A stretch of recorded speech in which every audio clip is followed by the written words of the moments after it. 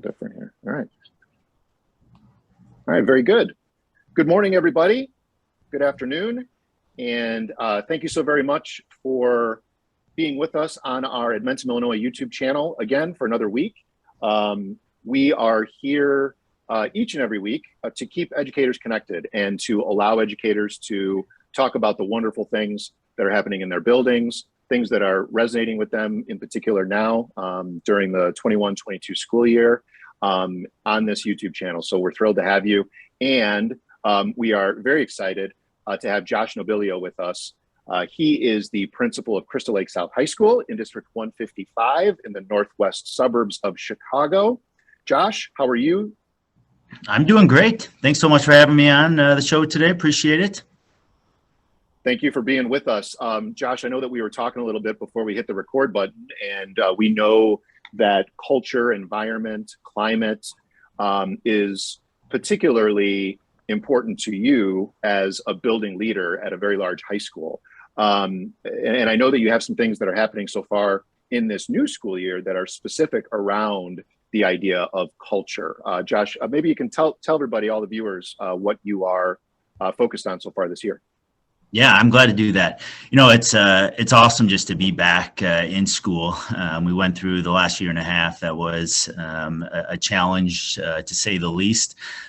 So to have students back in the building now is just a wonderful thing, to be able to see them in and out of the hallways and in classrooms. And despite the fact that they're wearing their masks or the fact that they need to wear their masks, really just having them here in the building has just been an awesome thing. So it's great to be back. It's great to be able to have these conversations about education and culture because so much of the last year and a half really was about logistics and how do we work through those. And so one of the things that we knew coming back to the building this year was that culture was going to have to be a priority.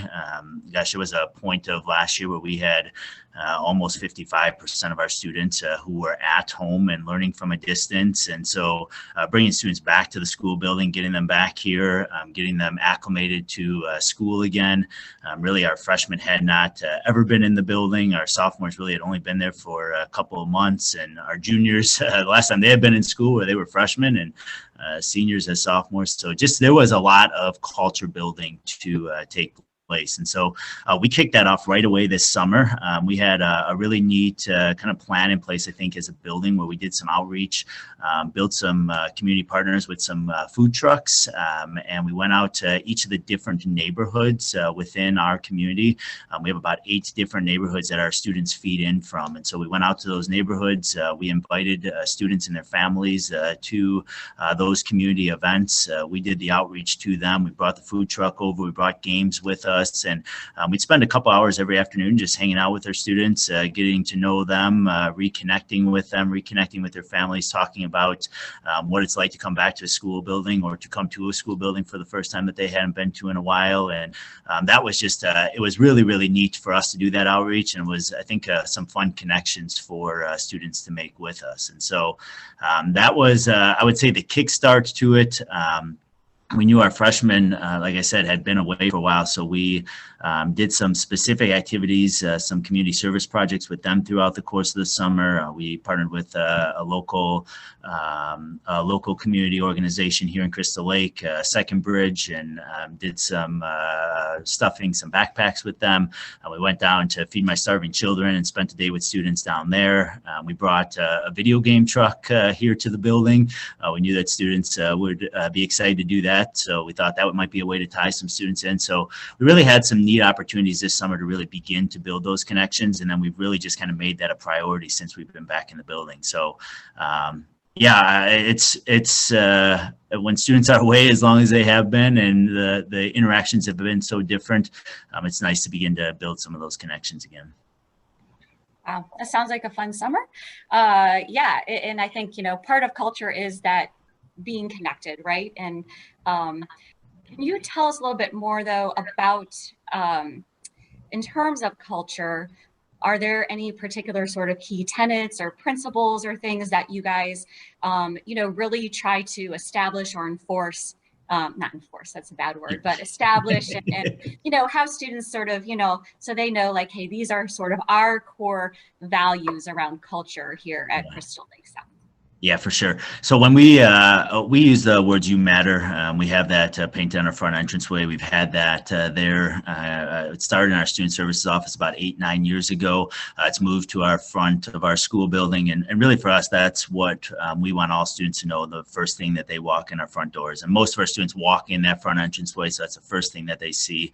And right next to that, we have the words "for all students, for each student," and we really try to, as a school building, hone in on that for each student portion of school. And we know that we're going to do all of the programming and all the supports that we need for all students. That's just foundation to what we do. But really the work is about getting to know the individual students, making sure that they have an adult here in the building that they feel like cares for them. There's a question specifically off the Illinois Youth Survey that we've been tracking for a lot of years that asks that specific question: is there a staff member in the school that truly cares about you? And we've been tracking that data and really working to build individual connections with each student. And so we do lots of different things with that. We do we call it CLS Engage recognition forms, where we call students down to the office and we recognize them for demonstrating the Gator characteristics. We do individual birthday celebrations with students. We do individual celebrations with our staff. We do a lot of outreach with students and just say, what are things that you're interested in? And then we surprise them at different points throughout the course of the year with a small treat or something that they are interested in. We send an email to them mentioning those interests. We try to do home visits and get out to kids' houses and talk with their families on the front doorsteps, and just doing those little things that we think really builds those connections with each student so that they really do feel like when they walk in our building that they matter. That's exciting stuff there. First thing I was most excited about was the food truck, and I'm already getting hungry. But I want to ask you two questions based on the pieces that you've already brought up. The first one was going to be, when you're talking about building a culture, what are like measures that are telling you you're having leading indicators of success? What is the soft data or hard data that you're looking at to say, yeah, we're making gains here? And the second piece was, you mentioned off the recording earlier about your Facebook Live Fridays, and I would love for you to talk more with us about that and hear about that. I'll start there first. We've been doing Facebook Live now for a couple of years. I'd say probably 4 years running. It was kind of a joke when we first started. My vice principal and I were like, gosh, is this something we really want to do? But I would say right now it's a highlight of our weekly experience. We know that various groups across the building get a lot of attention. They're in the spotlight a little bit more. But one of the things we were really trying to do was to help our community understand all of the neat opportunities that exist for students within a comprehensive high school. And so we bring students down each week. We identify a specific group of students. Last week we had down students that are part of our media club. The week before that we had students in the Key Club. And so we look for groups like that who are doing great things in the school building. We bring them down on Friday afternoon. We have a couple of questions that we ask them, and they just have an opportunity to talk with us. They have an opportunity to talk with the community. And it's just a really neat opportunity for a principal and a vice principal to be able to meet the students in their building in an area that they're really passionate about. Sit and you chat with them, much like we're doing here, for 30 minutes.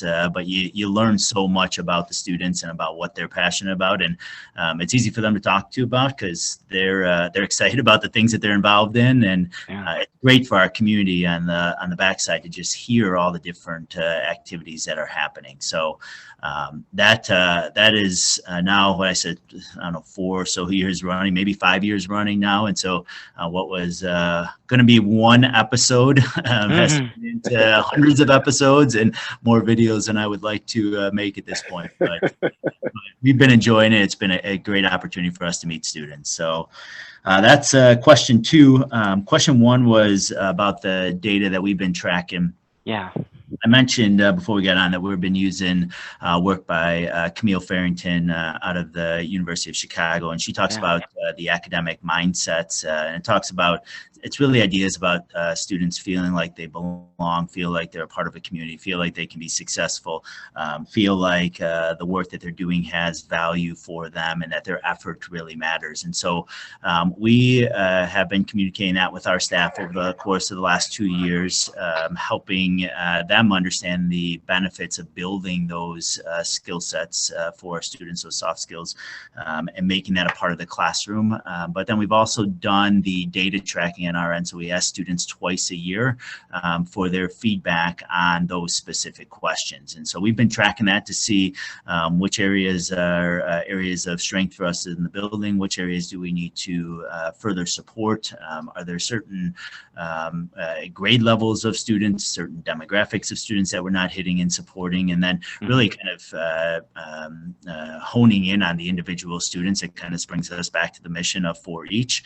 So if they're not feeling supported in those areas, how do we do that outreach to them to be able to help them feel more connected? And so it's been a journey that's been a really fun one. And as we get more into the data, I think we realize it is about the individual student and helping them really feel connected. And if we can do that individual work, the larger outcomes for the whole school building are just going to be phenomenal. So, oh, I agree. Yeah, that's wonderful.